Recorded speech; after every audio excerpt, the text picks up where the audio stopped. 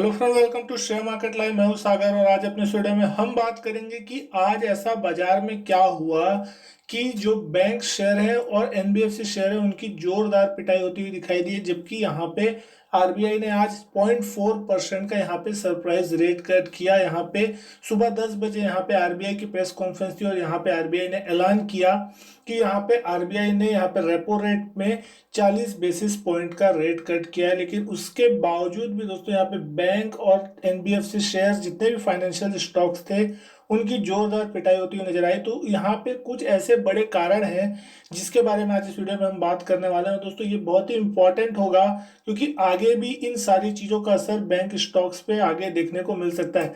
अगर सबसे पहले यहाँ पे हम बात करें आज के मार्केट की, तो दोस्तों आप देख सकते हैं स्टॉक की कि जो हमारा इंडेक्स है निफ्टी, यहाँ पे कोई खास बड़ी गिरावट देखने को नहीं मिली। यहाँ पे 9,039 के लेवल पे निफ्टी बंद हुआ है आज के दिन।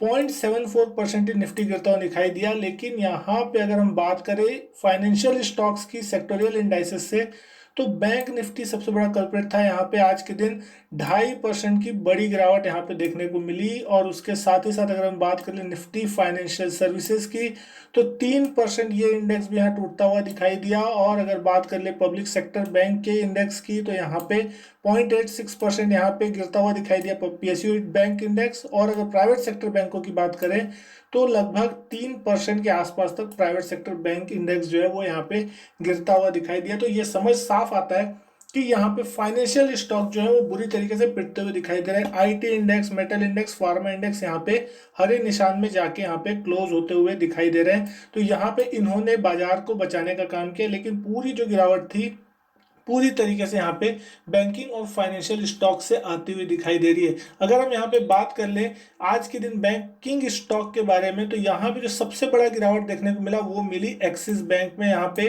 तकरीबन 5% से ज्यादा की गिरावट यहाँ देखने को मिली। फेडरल बैंक यहाँ पे 4% तक टूटता हुआ दिखाई दिया। आरबीएल बैंक पे 4% की गिरावट रही। वहीं अगर बात करें आईसीआईसीआई बैंक भी 4% तक यहाँ पे टूटता हुआ दिखाई दिया। एचडीएफसी बैंक में भी 2% तक की यहाँ पे गिरावट देखने को मिली।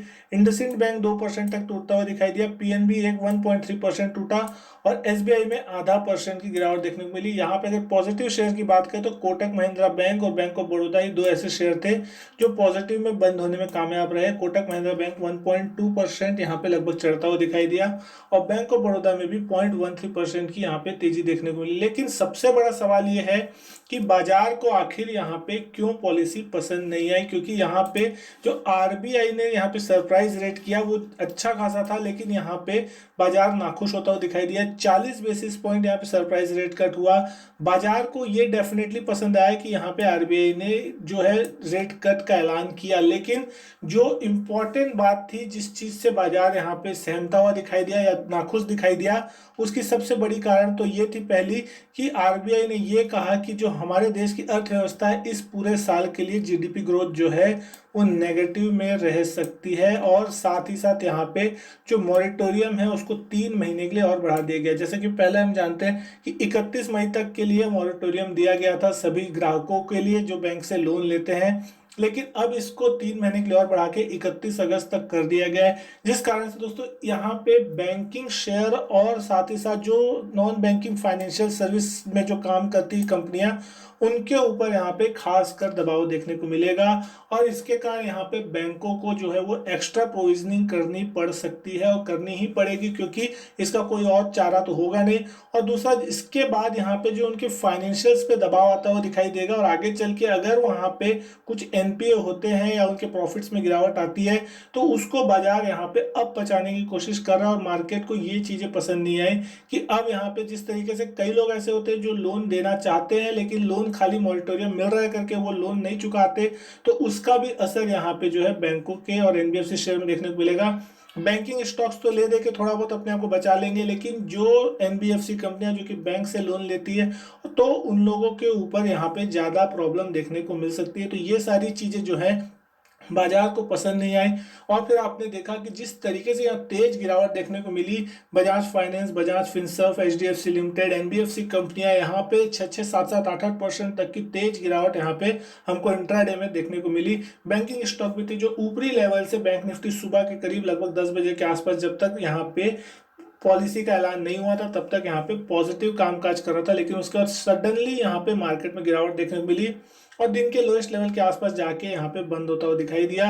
अगर बात करें तो सोमवार को भी यहाँ पे मार्केट में छुट्टी है, तो लंबा वीकेंड है, तो मार्केट में इस बात का भी एक प्रेशर था कि यहाँ पे कोई भी ग्लोबल न्यूज यहाँ पे मार्केट में कभी भी आ सकती है, पॉजिटिव या नेगेटिव, जिसका रिस्क कोई लेके यहाँ पे जाना नहीं चाहता था। तो इसके कारण भी सोमवार को ईद के मौके पर यहाँ पे शेयर बाजार जो है वो भी बंद रहेंगे।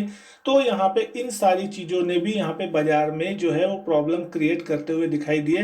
लेकिन अगर हम अगले आर्टिकल पे जाएं तो जो आरबीआई ने कहा है वो सबसे इंपॉर्टेंट चीज ये है कि यहाँ पे इंडिया का 4 डिकेड में पहली बार ऐसा हो सकता है कि जो फुल ईयर का जो यहाँ पे जीडीपी का जो दर होगा वो यहाँ कॉन्ट्रैक्ट हो सकता है यहाँ पे, और जो हमारी जीडीपी दर है वो नेगेटिव हो सकती है। तो दोस्तों ये एक सबसे इम्पॉर्टेंट स्टेटमेंट था आरबीआई गवर्नर की तरफ से कि क्या इस साल हमारी जो FY21 की जो यहाँ पे जो जीडीपी दर है वो नेगेटिव होगी। तो उन्होंने भी ये इस बात की आशंका जताई है कि यहाँ पे FY21 की जो जीडीपी दर हो सकती है वो यहाँ पे नेगेटिव टेरिटरी में जाती हुई दिखाई दे सकती है, जो कि एक पॉजिटिव संकेत नहीं है। और इसका इन्होंने साफ रीजन ये बताया कि जिस तरीके से कोविड-19 और यहाँ पे साफ साफ यहाँ पे जिस तरीके से पूरे मार्केट में डिमांड जो नहीं हो रही है उसके कारण यहाँ पे पूरी की पूरी गिरावट आती हुई दिखाई दे सकती है। अनएम्प्लॉयमेंट और जिस तरीके से यहाँ पे सरकार ने 20 लाख करोड़ का पैकेज अनाउंस किया, तो वो सारी चीजें भी यहाँ पे इम्पोर्टेंट होगी कि किस तरीके से सरकार और आरबीआई मिलके यहाँ पे मार्केट को और साथ ही साथ देश की इकोनॉमी को बचाने के लिए काम कर सकती है। लेकिन आगे की अगर हम बात करें तो जिस तरीके से यहाँ पे उन्होंने कहा कि आगे चल के यहाँ पे डिमांड सेकेंड हाफ में जो है वो यहाँ पे थोड़ी पिकअप होती हुई दिखाई दे सकती है, लेकिन यहाँ पे जो टोटल जो होगी फुल ईयर की जीडीपी वो यहाँ पे नेगेटिव टेरिटरी में जाती हुई दिखाई दे सकती है। 40 बेसिस पॉइंट का जो रेट कट है वो लगभग हम बात करें तो पिछले 20 सालों में सबसे निचले स्तर पे लगभग जाता हुआ दिखाई दे रहा है, सन 2000 के बाद से अगर हम बात कर लेते तो।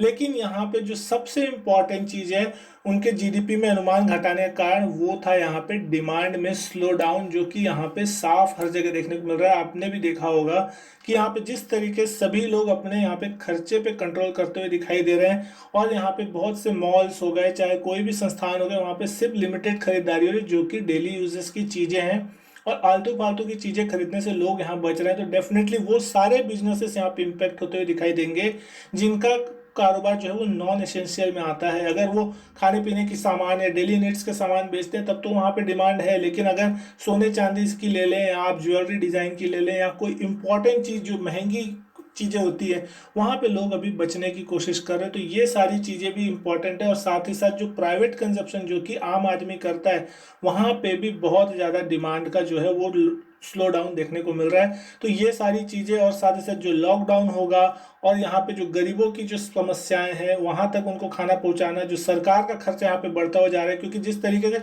सरकार यहाँ पे राहत देती हुई नजर आ रही है तो सरकार का भी खर्चा बढ़ रहा है। टैक्स कलेक्शन जो है वो यहाँ पे गिरते हुए दिखाई दे रहे हैं। तो मतलब इधर दोहरी मार सरकार को पड़ती हुई दिखाई दे रही है कि एक तरफ सरकार अपने खर्चे भी बढ़ा रही है, वो राहत देने की कोशिश कर रही है, दूसरा सामने बिजनेसेस नहीं हो रहे, डिमांड नहीं है, तो सामने से टैक्स कलेक्शन कम आ रहा है।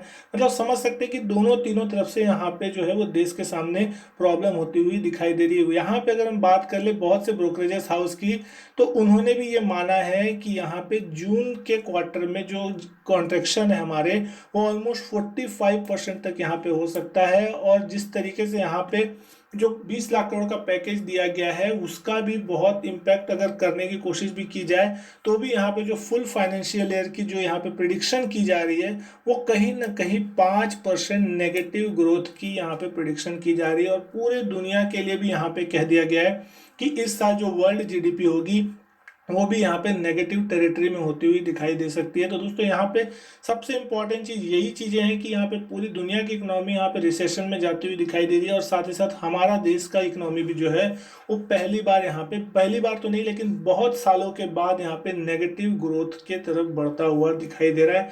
तो बहुत से यहाँ पे जो ब्रोकरेजेस हाउस है और बहुत सी रेटिंग एजेंसीज है उन्होंने भी यहाँ पे ग्रोथ के जो टारगेट है और साथ साथ रेटिंग्स है वो भी यहाँ पे हमारे मार्केट्स की, हमारे देश की कम करते हुए दिखाई दे रहे हैं। तो इसका भी सीधा सीधा असर यहाँ पे जो फॉरेन इनफ्लो पड़ते हैं हमारे देश में, या जो कि हमारे देश की इकोनॉमी है उसके ऊपर इफेक्ट डालती हुई दिखाई देती है, और इसका सीधा सीधा असर यहाँ पे हमारे देश के शेयर बाजार पे पड़ता है। और बैंकिंग सेक्टर और एनबीएफसी सेक्टर जो होते हैं वो रीढ़ की हड्डी माने जाते हैं। बैंकिंग सेक्टर जो होता है वो यहाँ पे इकोनॉमी का आईना होने की कोशिश किया जाता है। तो यहाँ पे अगर बैंकिंग सेक्टर्स पे दबाव है तो उसका साफ रीजन यही है कि यहाँ पे लोगों को किस तरीके से राहत पहुंचाई जाए। राहत पहुंचाने के लिए यहाँ पे जो 40 बेसिस पॉइंट का रेट कट किया गया है ताकि लोगों को सस्ते दर पे यहाँ पे जो है वो लोन मिल सके और लोन आसानी से लोग चुका सके, डिमांड इंक्रीज की जा सके। लेकिन अब देखने वाली बात ये होगी कि इस फैसले के बाद कितनी यहाँ पे जो डिमांड है वो यहाँ पे इंक्रीज होती हुई दिखाई देती है। क्या यहाँ पे लोग यहाँ पे लोन लेने जाते हैं, या यहाँ पे देश के लिए जो इंपॉर्टेंट चीज़ें हैं वो सारी चीज़ें होती हुई दिखाई दे सकती है। तो दोस्तों यहाँ पे बहुत सी इंपॉर्टेंट बातें हैं जो कि यहाँ पे आज की वीडियो में हमने की है। तो दोस्तों अगर ये वीडियो अच्छी लगी हो आपको तो वीडियो को लाइक कीजिएगा, शेयर कीजिएगा अपने दोस्तों के साथ। चैनल को सब्सक्राइब नहीं किया तो चैनल भी सब्सक्राइब जरूर कीजिएगा। इसी तरीके की और भी वीडियो मैं आपके लिए लाता रहूंगा। मैं आपसे मिलता हूं अपने नेक्स्ट वीडियो में, तब तक के लिए goodbye and thank you.